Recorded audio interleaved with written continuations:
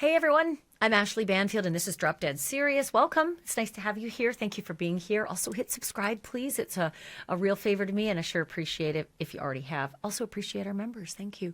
It is Thursday, February 26th, which means it's 26 days since Nancy Guthrie was taken from her home against her will in Tucson, Arizona. And today, some interesting developments.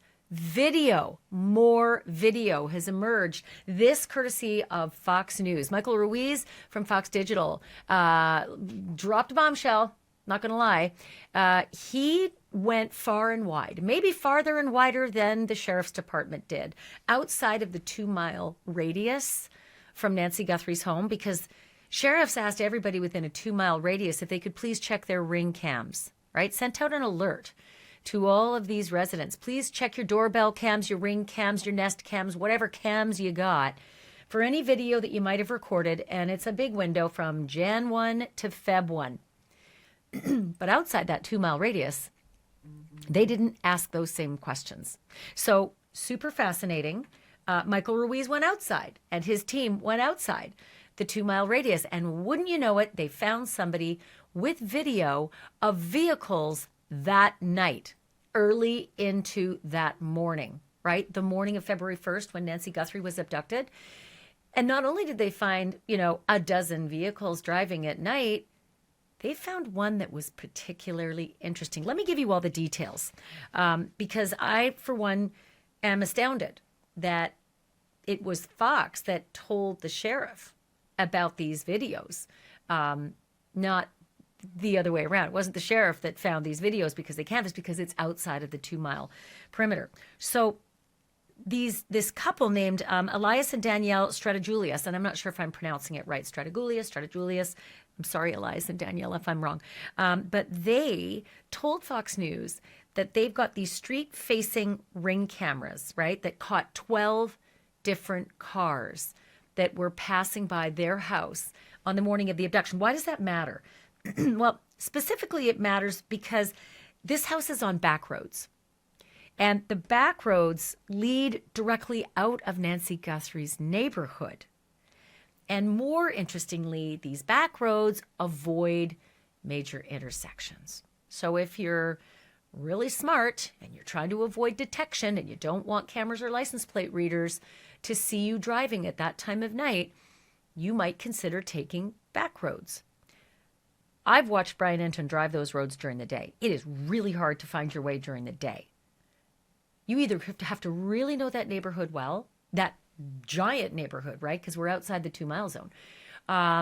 Or you may have had to use a little help from, say, a digital directional app like Waze or Google Maps, right? So I'm also fascinated to find out at some point if the FBI has been doing that, finding everybody using those maps in that neighborhood at that time. Because if they were using back roads, it's even harder to get around. So this is interesting about the Stratajulius, their report to Fox News. They said that the police have not canvassed their neighborhood in the last 25 days. So Fox, to their credit, let the FBI and the sheriff know. They alerted them to this video. It is unclear if the video is significant. It is unclear if the vehicles that are on this video are significant to this crime, to this abduction. But what is really interesting is one of the vehicles in all of the 12 that we're showing you, one of the vehicles was caught on camera at 2:36 a.m. on Sunday, February 1st. That time is so important because 2:36 a.m. is roughly 8 minutes after the sheriff told us on the timeline that Nancy's pacemaker separated from her iPhone, right? And it's presumed that that's when she was taken far enough away for the Bluetooth to separate from the iPhone, taken out of the residence. So 8 minutes. Now what's even more significant is that this house is 2.5 miles away, and it's roughly a 7-minute drive. These cars matter. Like with that kind of a timeline, again, if you're following me, Nancy's pacemaker separates 8 minutes later, this vehicle is seen on this camera, and it is only roughly a 7-minute drive. So however long it might have taken to get Nancy into a vehicle, get her secured, do whatever they had to do, figure out where they were, make that drive, I could see that being perhaps 8 minutes, right? Sounds like it's perfectly within reason to assume that could be that vehicle. Could also be someone coming home late at night, just coincidentally. It's at 2:36 a.m., But I'd love to know how many cars were out driving at that time of night. How many Teslas were out driving at that time of night whose cameras may have captured. I mean, there's Tesla cameras all around a Tesla. I know because I have one. And you can capture vehicle traffic at that time of night. 2:36 a.m. is not a busy time of night. Yeah, I get it. It's Tucson. There'll be people out driving, but not as many as, say, before 11 at night. Maybe they've got these things. We don't know. The FBI has kept such a tight lid on their investigation, unlike the sheriff, who's sort of given us a lot of different mixed messages and also taken back some of his messaging. Ms. Strategulius said that number of cars passing, 12 vehicles passing, I think it's between midnight-ish and 6 a.m., right? On her doorbell cam, not unusual. Not unusual to see roughly a dozen cameras passing. What is unusual to Ms. Strategulius and to a friend of hers is that no one from law enforcement had visited the neighborhood. But again, let's be really clear, a 2-mile radius is a lot of homes. Maybe not as many as most of us would assume, because these are big properties, 1 to 4 acres. So maybe not that many homes, but maybe at some point the sheriff and the FBI were planning to expand the radius and ask more people. But I mean, time's a ticking. You don't have forever to capture ring cams. We learned that in the Idaho investigation, that some of these businesses, that had been canvassed for their videos to find the white Elantra, it was already gone. Their video was already gone. So time is of the essence if you're going to grab video. That's why I don't know why they decided on a 2-mile radius. Maybe from the get-go, just capture the data and go through it in order. Start in the center of the concentric circle and move out. And maybe eventually you won't have to get to the houses that are outside the 2-mile radius. But now you might be SOL. I mean, luckily Fox was able to get this, but you might be SOL. You know what? Out of luck. I'm not supposed to swear. My husband hates it. I know some of you don't mind. Shit out of luck. Okay. And pardon me if that upsets you. But you might be out of luck if you're now trying to go and canvass all those houses in around Danielle and Elisa's neighborhood. But super great reporting from Fox on this street-facing ring cam. So interestingly, Fox actually did a further investigation. And what they did was they asked a retired NYPD detective and a national security expert named Pat Brosnan to review the video with them. I tried to do it, and I saw a lot of the comments saying, hey, can you slow it down? It's hard to do it on your iPhone. You have to do it on a computer. Even then, the images aren't always super perfect where you can slow it down. But Pat Brosnan, the expert that Fox conferred with, he seemed to feel that he could assess this 2:36 a.m. vehicle captured on the camera as a Kia Soul. S-O-U-L, a Kia Soul, based on slanted roof, the design of the windows, and the rear quarter glass. He also noted that there are vertical brake lights. Now, that is not an official assessment. That's not like we heard from the Idaho, the Moscow police said we're on the lookout for a white Elantra, period. White Elantra, right? Gave us a range and dates, but white Elantra. This is a retired NYPD detective and a national security expert. So for what it's worth, let's keep our ears open and our eyes open in case we hear in the coming days that law enforcement sources are asking, or law enforcement authorities are telling us to keep our eyes open for video of a specific vehicle. Till now, on day 26, we still have no vehicle to look out for. All these eyeballs on this story, all these potential, crime solvers have not been alerted to any vehicles to look out for. This is pretty interesting. It also makes me think, well, what do they have inside the 2-mile zone? If this is outside the 2-mile zone, what do you got inside the 2-mile zone. If you've been able to do what this expert, Pat Brosnan, was able to do, why haven't you told us to look out for this? I'm fascinated, again, because the FBI is involved as well. This is not just a Pima County investigation anymore. So I know people have been piling on, and I've been, part of that, onto some of the missteps of the sheriff's department. But the FBI is involved too. So I'm just really interested. Did you not have any luck in finding any video on that morning? This isn't a January 11th video, right? This is that morning, that time, within, 8 minutes and a 7-minute drive away. So super, super interesting. Okay, so I'm going to ask Maureen O'Connell about this in just a moment. She's just, chef's kiss on her knowledge base, former FBI special agent and, security expert in her own right. So I'm going to talk to her about that in a second. But I also want to tell you a bit of other news that I've learned from my law enforcement source. And I think this is really fascinating stuff. We've kind of lost sight of the Range Rover, the silver Range Rover, right? That was towed and license plate covered and taken into evidence and assuming processed by law enforcement sources after that February 13th Friday night raid. Do you remember just the massive law enforcement response to the neighborhood that was only about 2 miles away from Nancy Guthrie's home? And a woman and another young man and then another man at a different location at a Culver's restaurant, all detained while that house was searched. Okay, found out some information about it from my source. Here is what I've learned. The Range Rover, as of several days ago, still part of the investigation, right? Also, what I learned was that the Range Rover, because we all wondered, the Range Rover looked dirty and dusty. It looked like it had been in the Culver's parking lot for a while. But the guy was sitting in a law enforcement vehicle in cuffs being questioned. Did he connect to it? Yes. The answer is, according to my source, yes, he was connected. He was the one driving that Range Rover. Did he own it? That is unclear. And even that was being sort of bandied about through law enforcement. And what my source says, connected to that vehicle, possibly using that vehicle for illegal activities. That's what my law enforcement said. They were trying to assess the ownership of it, not necessarily that he owned it, but he had been driving it that night. In fact, a law enforcement plane had been following him for quite some time prior to the raid. That is super interesting. So he was under that kind of surveillance from above, from a plane. Why the Culvers?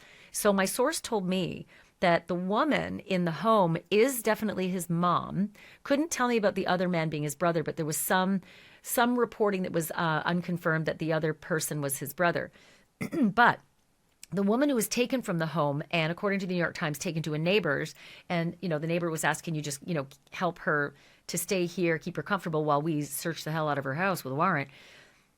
So he had been at the house. The man who was detained at the Culvers had been at his home with his mother and went out to get food, went out to pick up food. And that, according to my source, was the time that they decided this was a good time to hook him up, put the cuffs on, detain, ask questions. So they followed him to the Culvers as he was thinking he was going to go grab some food and come home. And that's when they all simultaneously, went into action. Grabbed his mom, pulled her out, and the young man, and then grabbed him with a separate set of units at the Culvers. So I'm told by my source that they seized their phones and that they still had them. As several days ago, they still had those phones because it could take weeks to process whatever material they wanted to get out of those phones. And you understand, grabbing phones isn't just an automatic thing. There's a process, there's a privacy issue, there's warranting, there's all sorts of stuff that you have to do. And it could actually take some time if there are, say, encrypted apps on phones. So they're going to take apparently several weeks from February 13th, and here we are, February 26th. It'll be 2 weeks tomorrow. Exactly that raid happened and that those detainees were held, questioned, and released with no charges. Okay, why him? This is interesting. So in order to get the warrant, my law enforcement source tells me, in order to get the warrant to come after this guy and the home he was in with his mom and whoever else it was, they used cell phone data, his criminal history, including illegal trafficking. They used the fact that he had a similar description as the suspect on the doorbell cam. And here's the big one. They had a specific tip from a person.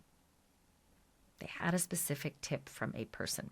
So they used all of that to go to a judge or a magistrate, whoever it was that signed off on the warrant and got that warrant. And again, since they had been trailing him with the plane from above, my assumption is that that warrant was kind of in place and ready to go for a little while, because they decided exactly on the time, and that they'd wait, as he went out to get food, that they'd grab him separately and go through the house at a separate time. So lots of really, really interesting information. And then this last piece that I found so fascinating, I have not been able to put my finger on why the law enforcement members who were on scene at the Culvers and searching, photographing the silver SUV, the silver Range Rover, and then suddenly they put up those privacy shields, and we all lost our ever-loving minds because we thought, oh my God, that's usually a body. You're putting up privacy shields like that, it usually means you're about to take a body out of the back of a vehicle. So up went the back, hatch of the Range Rover, up went the privacy shields. Cameras were everywhere. I've learned why. It was not because they suspected a body was inside. It was not. It was because we were all there with cameras. They were well aware, the agents on the ground and the sheriff's deputies on the ground were well aware of the number of cameras that could have a direct line of sight into the back of this vehicle. And so that is the only reason.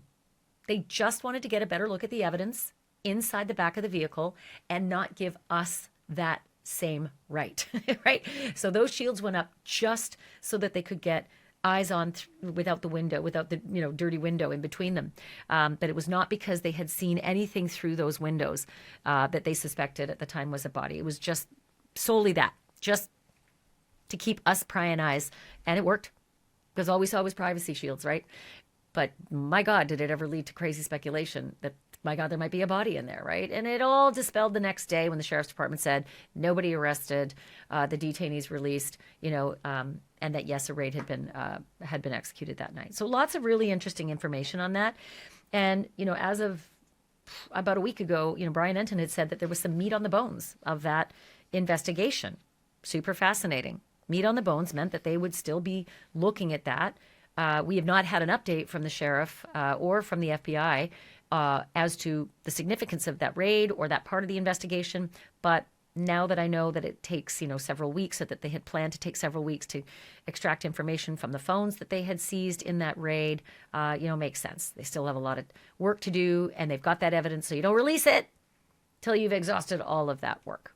All right, so I told you about Maureen O'Connell, and let me tell you, I turned to her, and I have for years, by the way. You may just be seeing her if you're new to the true crime world because of all the work that she's been doing lately on this particular story and her analysis. But I've been interviewing and watching Maureen O'Connell for a very long time because she's smart. She is a former FBI special agent and host of the podcast Best Case, Worst Case, and all around really smart lady. And I'm going to talk to her in 1 second, but first, quick note from my sponsors. It's that time of year again, tax time, always stressful. Ugh. Maybe you owe back taxes or have unfiled returns. Or maybe you pulled money from your 401k and you got hit with an unexpected bill. No matter what the reason, the outcome is the same. Penalties grow, interest compounds, and you could owe again with no plan in place. So the IRS is not waiting. They could actually enforce collections through wage garnishments or even property seizures. But with over 15 years in business, Tax Network USA has seen it all and resolved over $1 billion in debt, getting taxpayers back on track. And they can do the same for you. And right now, they are offering to make a free investigation call to the IRS for you, after which they'll put a clear plan in place for you. So don't wait for another IRS letter. Call 888-782-2116 or visit tnusa.com/DDS, for Drop Dead Serious. Again, tnusa.com/DDS, or you can just click the link below. Now here's my conversation with Maureen O'Connell. What do you make of this new series of images? All these vehicles, a dozen vehicles passing by someone's ring cam a half mile outside of the perimeter that they had canvassed for people's videos. I'm so happy I could jump up and down. It's always going to come back to a vehicle. So many crimes start with a vehicle, end with a vehicle, and the arrests are a result of a vehicle. So I am very, very happy. If we were able to tell what type of car it is, we can start looking in other places for it. Just the color and the shape, and even if you can narrow it down to 2 or 3 different vehicles, oh, it's gonna be great. Hopefully, this is the break we've all been praying for. Well, let me bring this up again. A retired NYPD detective and national security expert named Pat Brosnan told Fox that his review of their video suggests it's a Kia Soul based on the slanted roof, the window design, the rear quarter glass, and the vertical brake lights. These cops know their cars because they're always looking for cars. We're always looking at surveillance tape, and we're always trying to figure out who people are and what shady behavior they're up to. So if he says that's what it is, he's probably real close. And if I'm not mistaken, that's a very square body, isn't it, on that Kia Soul? Yeah. So I it's don't know my pretty cars, but it distinctive. looked like it on the video. Yeah.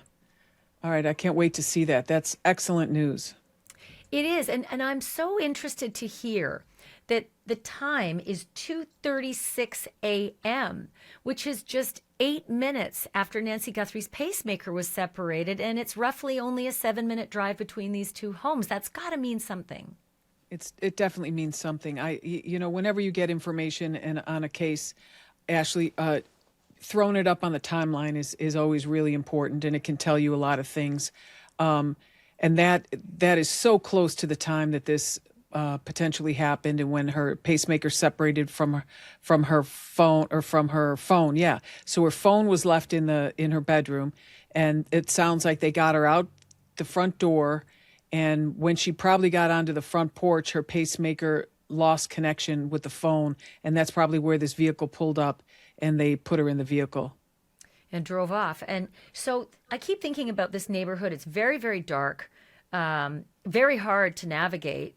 But somebody might have decided that this is a back road that leads out of Mrs. Guthrie's neighborhood and avoids the major intersections. You'd either have to know your way around in the dark of night, or you'd be using some kind of a navigation app. I can only imagine the FBI has been able to at least tap some kind of intelligence on the use of navigation apps in that exact neighborhood at that exact time.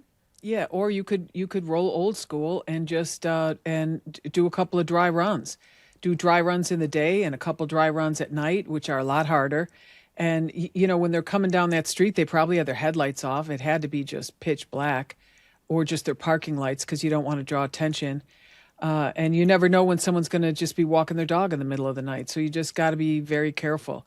My guess is they pulled. I don't know how you'd see, though, without headlights. It is pitch black because of the University of Arizona's contract to keep the lights down for the astronomy programs. Right. Well, you have a cabin. Our family has one, and it's pitch dark. And sometimes I just turn the lights off to see how dark it is, and could I drive around here at night? And no, only if you know it really, really well. But I'm just saying that when they pulled up to the house, they likely turned the lights off completely, pulled into the driveway, not the circle driveway. I would say the driveway to the side, but you'd have to have your lights off there just in case she was already up in the middle of the night. Yeah, some people absolutely. can't sleep. So the other thing I was wondering is if they were able to capture these images from a ring cam that was pointed towards the street 2.5 miles away, they must have something similar within the 2-mile radius, no? Yes. I mean, those houses are set so far back. You can have cameras all around your house. You're not going to be able to see to the street. You may see that there is a light going by, but you're not going to see much else because there's no ambient light out there. There's no street lights. So that I think is I think they've beaten that point to death. I am disappointed that when they didn't get any information from their original perimeter, that they didn't extend the perimeter. I'm very disappointed in that. That's my next question is I thought about a 2-mile radius. That's a lot of property. That's a lot of, that's a big area. but these properties are all big. They're not stacked against each other. You're not talking about tens of thousands of homeowners. You're talking about a few hundred. Why would they have even chosen 2 miles? Why not just start really big and then pick your investigations, No, in because the you middle got of the concentric circle? Because those videos could be overwritten by now. Yeah, but I mean, they were asking for them right at the very beginning. And the bottom line is, when you consider things like most traffic collisions or most accidents happen within a 1 or 2 mile radius of your house, because that's where you are most of the time. We know for a fact they were at Nancy's house. We know for a fact they left Nancy's house. So I think a 2 mile perimeter is a really good starting point. But when that didn't, prove, when nothing came of that, it's time to open your perimeter, open your aperture a little bit more, and let's see what we can come up with, even if it's another quarter of a mile all the way around or something. Yeah, my Or concern about just the that areas is near the timing. back road, wherever there's Think an about it. egress. We everybody's different in their settings, but a lot of these things overwrite. Like you can't sort of say, well, let's say in a month we don't get anywhere. Let's go ask people for video a month from now. Well, you're not going to get it. The time to ask is right away. Remember in Moscow, Yeah, they were asking businesses for video a little too late, and they said, "Sorry, it's overwritten already. You got to ask for it right away. Well, cast right. a really wide net, and then just start gumshoeing through it." Well, what I didn't mean to wait a month. I meant, within those first couple days when you didn't get anything that Yeah. was fruitful, open it up a little. Start asking for mutual aid and get people to go to those areas, at least along the roads that lead out of there, because my understanding is there aren't that many. And if this is the one that avoids the major intersections, that's definitely one to look at. You Yeah. would think. And we don't know if the sheriff or the FBI is going to release this to the public saying, hey, everybody, let's start looking for a vehicle we think might be a Kia Soul, like the Moscow police said with the white Elantra. We just don't know if there's evidentiary value here. All we know is what Fox was able to find from these neighbors, and the fact that the neighbors were surprised they weren't canvassed. I guess we'll watch this space for that. Let's move on to the other topic, and that is the silver Range Rover that we all seem to have forgotten about is still, I didn't it's forget about it. yeah, right. It's still in play. And I've learned from, my law enforcement source that the guy they were targeting was at his mom's house and then, left to go pick up food. And that's when they decided to move in 2 different locations and grab the mom, pull her out of the home and search the home and grab him in the Culver's parking lot. And it turns out he was driving the silver Range Rover and they had a law enforcement plane overhead. Any of that a surprise to you? No. Because it probably had something to do with cell phones, because anyone that was in that area, they were part of that geofence region. And so they were probably looking at this guy, and it was I don't know if they must have had the tag if they had the bird up. Yeah, my And then source said that the plane had been following him for a while, end quote. yeah, Like, quote okay. unquote, So for then a while. so they had the tag. They knew when that truck was purchased. Or leased. My understanding is a truck just like that on the surround of the license plate. It had the name of the dealership, and they had pretty much that truck on their website as being sold just a couple of days before before Nancy's attack or Yeah. abduction. So we weren't able to find out if he owned that. My source only said that he was connected to that vehicle, could have been using it for criminal activity, and was driving it at that time. So that was the connection. He was connected to that silver Range Rover. But the other interesting thing is that they used criminal history of illegal trafficking, the fact that he physically had a similar description as the person on the Ring cam or on the doorbell cam at Nancy's house. They used cell data, you were right, and that they had a specific tip from a person. That's a lot of stuff. And it sounds to me like that's an easy warrant. That's probable cause. Yeah, right there. There you've got probable cause. So that's good. And people were saying, "Oh, they got him and then they let him go." Yeah, probable cause will get you the warrant, but it's not going to always get you the arrest. You just have to relax and understand that. So the other issue my source told me was that they got the phones in that raid, And as of just a few days ago, they still had them, but that it could take, quote, weeks in order to extract the information that they might be looking for.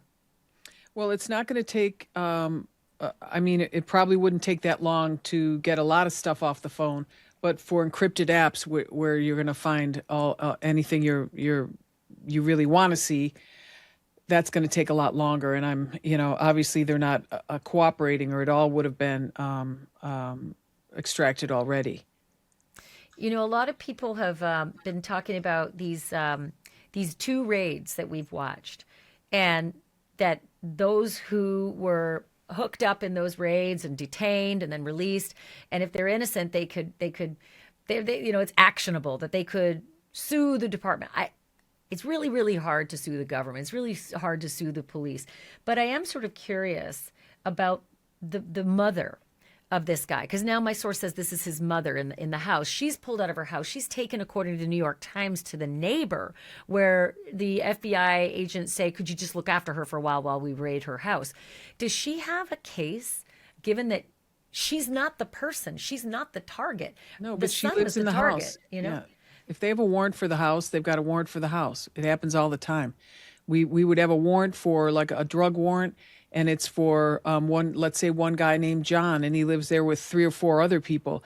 We're looking for narcotics. We're looking for narcotics that we can tie directly to John, and we ask questions of those people that live there when we find stuff.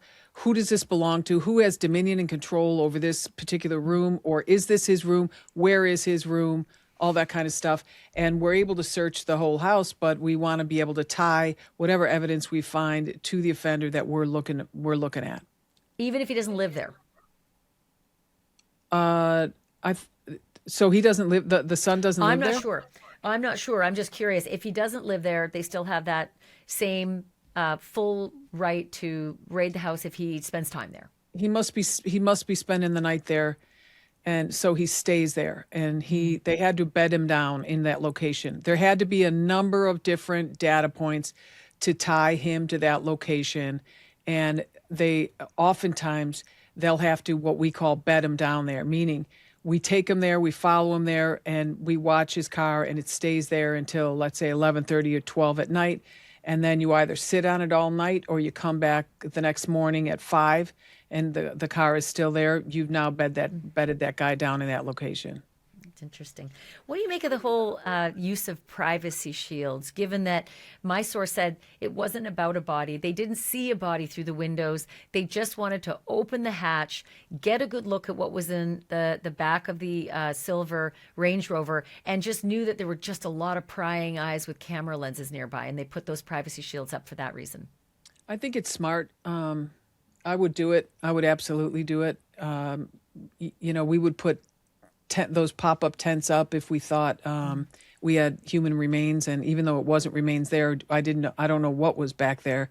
Maybe they didn't know what was back there because those windows appeared to be tinted pretty dark. So maybe they weren't sure what they were going to find. And then when you reach in and you lift up a blanket.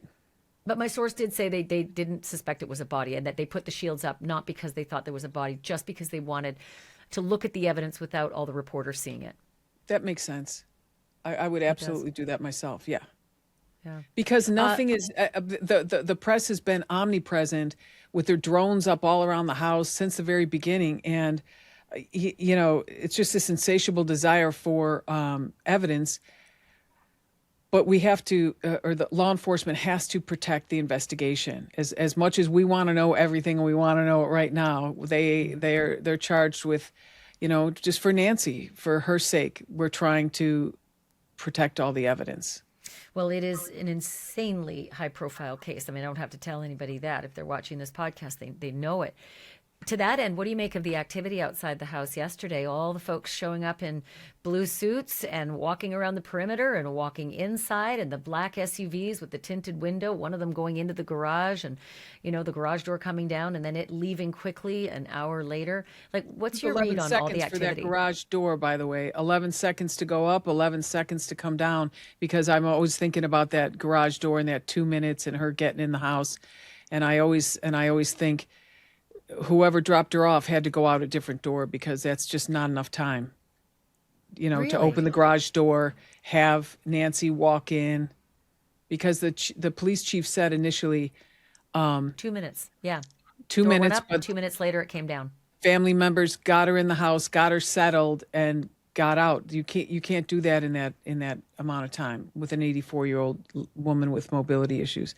So I timed that, but I think it was probably Savannah in the SUV, in the black SUV that was with the smoked out windows, that they went into the garage and closed the door, and she was probably going in there. If they're operating, since the sheriff has completely cleared everyone in the family and anyone related to them.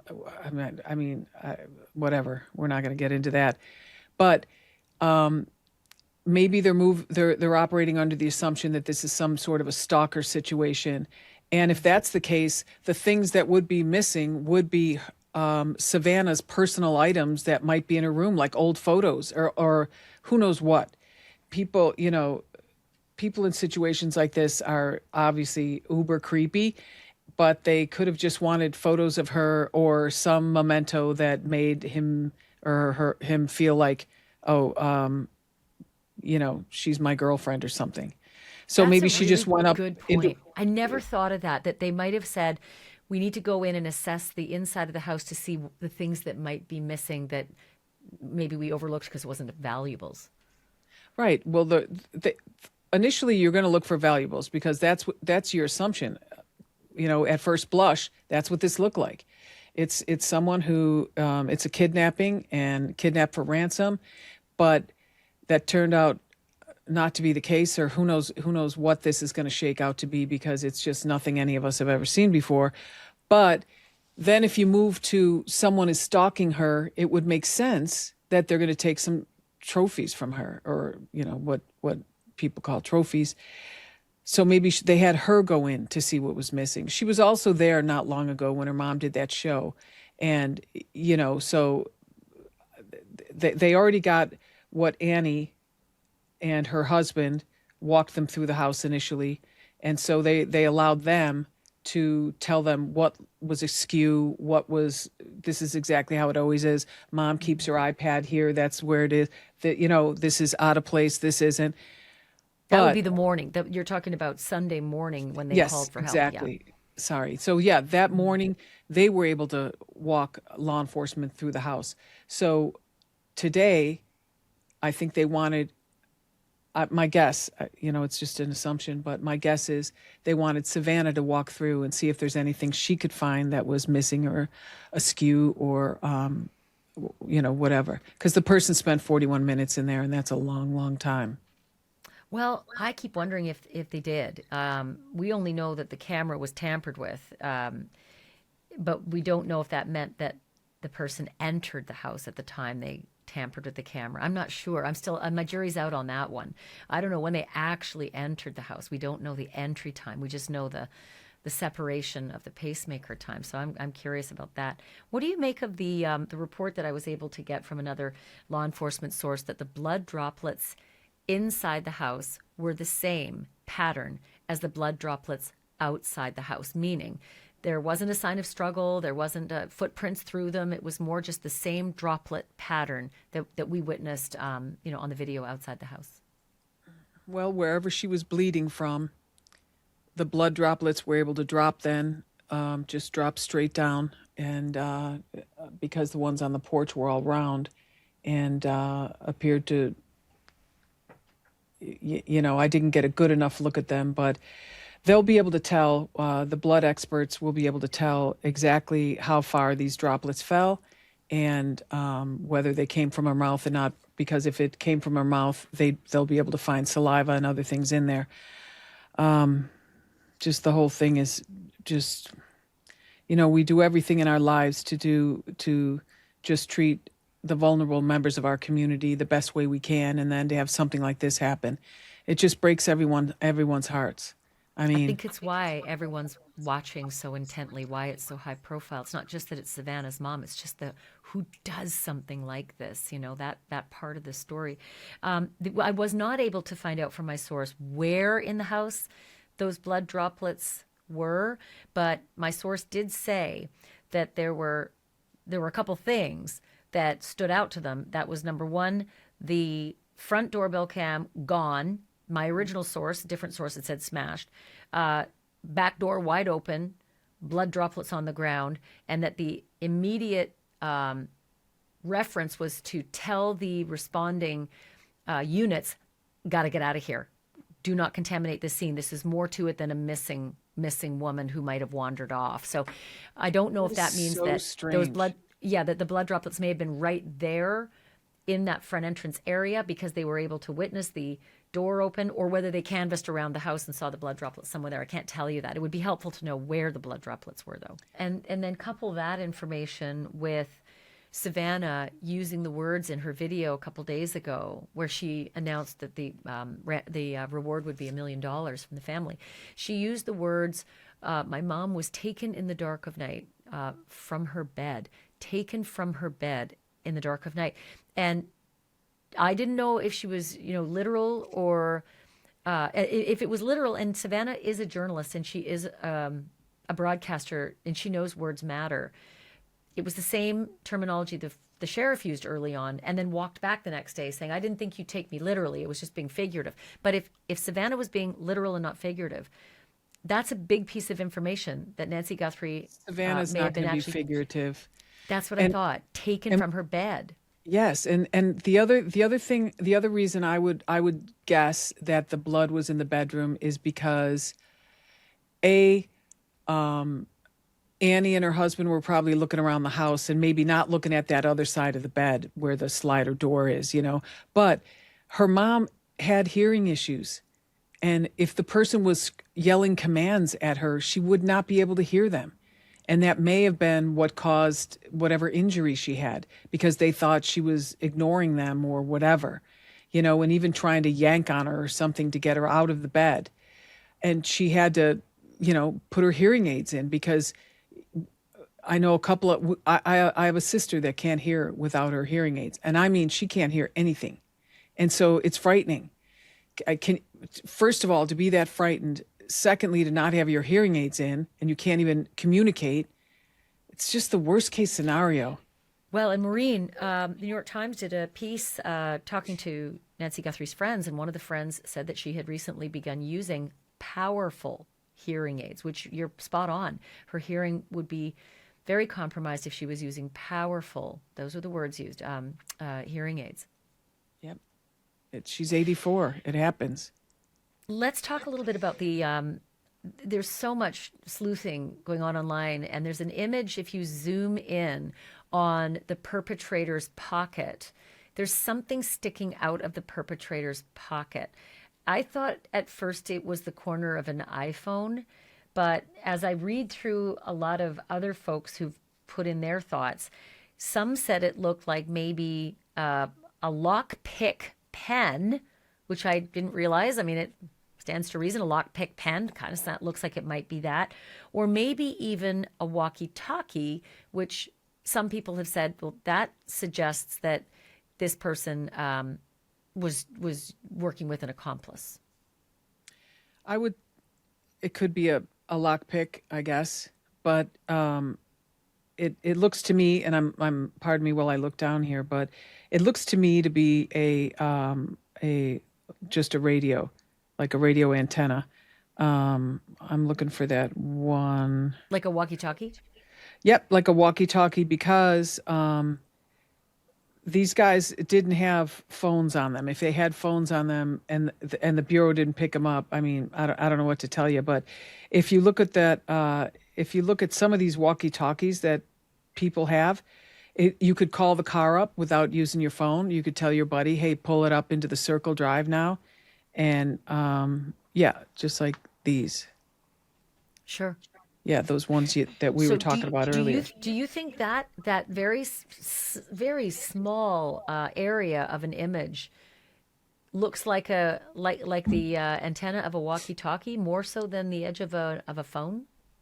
Much more so than the edge of a phone. And I asked my husband, who was a police officer for 38 years, and he said that's absolutely a radio. And I said, babe, we can't say that. That's just conjecture. And he goes, I carried a radio for 38 years. I know what it looks like. And it stands just like that when it's in your pocket. And you can't zip the pocket all the way closed because you have to have the antenna. You can fit an iPhone in any pocket. I mean, if that's the top of an iPhone, you're not going to let your iPhone hang out like that, because the last thing you want is to get into a struggle with someone and leave your iPhone at the crime scene. But this, you can cinch it up just to the just over the top of the radio portion and let the antenna stick out of your pocket. Well, that would be huge if it was determined that this is a radio, because it does certainly speak to the possibility of somebody else being a part of this. Right. Sometimes I just in my own personal thoughts, I think I hope there was an accomplice, and then I know it's not necessarily a sexual crime, because so few sexual crimes would involve an accomplice. But and people Don't kid yourself. Really, People are savages. I mean, I know, and most people who don't live the world that you and I live, and you more so than me, would say, well, who would think to sexually assault an 84-year-old woman? And unfortunately, so many times in our, line of work, we see it. We just do. We see people who just do, and they're not off limits. The elderly are not off limits for these kinds of crimes, which is just unbelievable. It is unbelievable, but sometimes it doesn't actually involve an essay on the person. Sometimes just the fear you see in someone's face gives you sexual gratification. That's a whole different story, but that happens all the time too. Sometimes they just get off on the fear. Unbelievable. Okay, last question. It may seem like it's kind of a small thing, usually an afterthought, an asterisk, whatever, but the sheriff yesterday put parking restrictions in place, no parking on either side of the street, all up and down where Nancy Guthrie lives. And again, that may seem like nothing to people until you realize the logistics of what it takes to broadcast from a location. And that location has been a broadcast location for 26 days. Is this the sheriff trying to get rid of the media on this story? Or is there some other legitimate reason you can see why that would happen? That kind of a restriction would be, get out of here. You can't have your gear here. You can hump it from blocks away to set up your camera location, but you can't park here, and you can't use your vehicle for shelter or power or temperature control, any of that. What would you see as the reason for this? I see a number of I see a number of things that could be happening, but then they're saying that they're turning the house over to the Guthrie family again. When I first heard this, my first thought was they're going to come in with a forensics team and go over the entire house. And even though it would be it would be really, really difficult for the prosecution, if they could maybe find 3 or 4 other points with some good DNA in there, because no one's been in the house, even though it hasn't been sealed or anything. No one else has been in the house. And the press has been around there pretty much the whole time. I mean, I don't know. I would give it another shot before I would turn it over to the family. I would look at every... But I mean, the reporters are still there. The reporters can still be there. They just Yeah, can't but they're be not there going to be there as comfortably. long. They can't... Exactly. That's what I mean. Is the sheriff, I wondered if it was punitive, get the hell out of here, you've been horrible to me, or if it was really strategic, if there's some I just don't see a lot of strategy. I hope there's a often strategy. in doing this.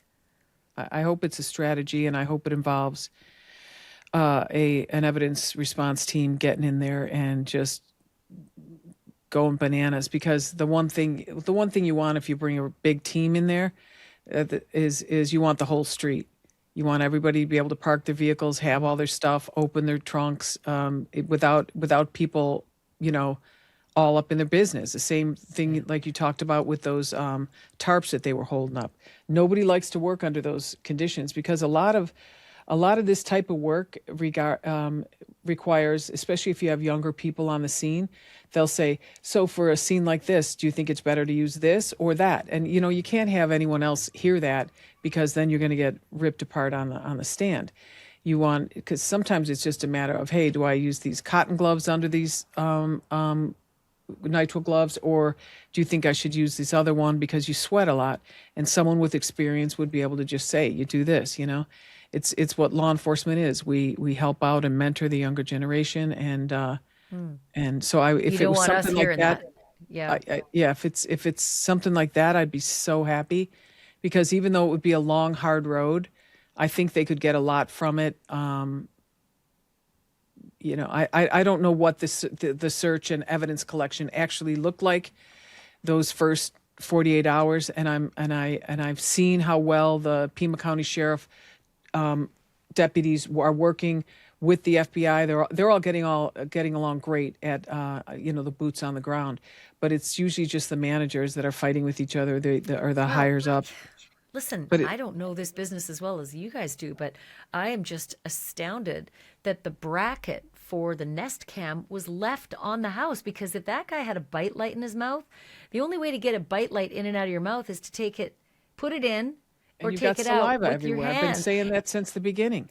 And your hands are then messing with that camera and bracket. And the only thing left behind was the bracket. So I just didn't understand why that bracket wasn't taken in the first place. And then, what do you Plus know? the rug 2 weeks on later, the it was. The rug. The rug, the half moon rug was there. It was left behind. The foliage that had dropped below. I mean, I really hope what you're saying is right, is that a massive evidence response team is going to come in. Not so much for the prosecution. I get it.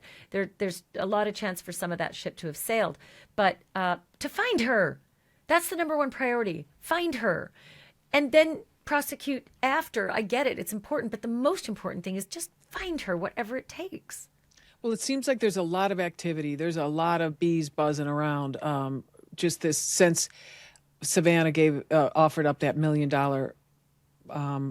money reward. Yeah, thanks. Sorry, but if no one comes forward for $1 million, what does that tell you? They can't, because they're the person who did it. I mean, when there's two or more, they're in a pressure cooker right now. One knows that the other one could pull the plug on them, and vice versa. And right now they've got nothing. They didn't get anything out of this. Maureen, it's great talking to you. I'm just so thankful that you take time out of your busy day. And I know you had a 12-hour day today, so I'm really thankful. Appreciate it. Oh, you're welcome. So there you have it. I will be fascinated if the Sheriff's Department gives us any kind of update on whether that vehicle found 2.5 miles away from Nancy Guthrie's property at 2:36 in the morning, driving past someone's ring cam, is of evidentiary value, if it matters to this investigation, or if it is just dispelled as somebody else coming home late. But I don't think I'd hold my breath on it, because the sheriff has stopped giving his digital updates and the tweeted updates, and who knows if he's going to be giving any of the press conferences that we haven't seen in several weeks. In any case, thank you so much for watching. Thank you so much for listening. Don't forget to subscribe and join our membership if you're so inclined. It's a really good group. I'm Ashleigh Banfield, and if you remember one thing, truth is not just serious, it's drop dead serious.